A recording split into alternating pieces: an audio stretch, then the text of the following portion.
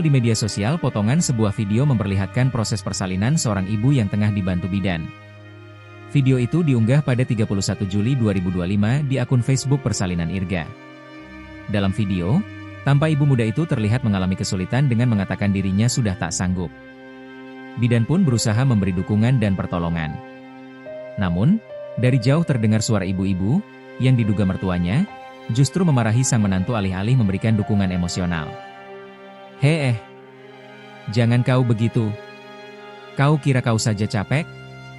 Kita ini juga 3 hari 4 malam, capek nunggu, kata wanita diduga mertua. Dengan napas tersengal-sengal, sang menantu mengatakan rasanya seperti ingin mati.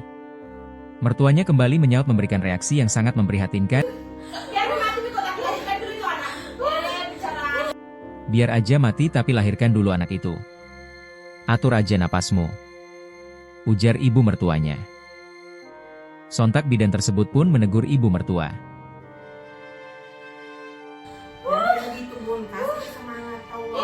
Ia mengimbau agar menantunya diberi semangat. Bu Bid no comment, hanya saja pentingnya pendamping persalinan YG positif dan full kasih sayang yang dapat memahami seluruh emosi bumil, tulis pengunggah video tersebut.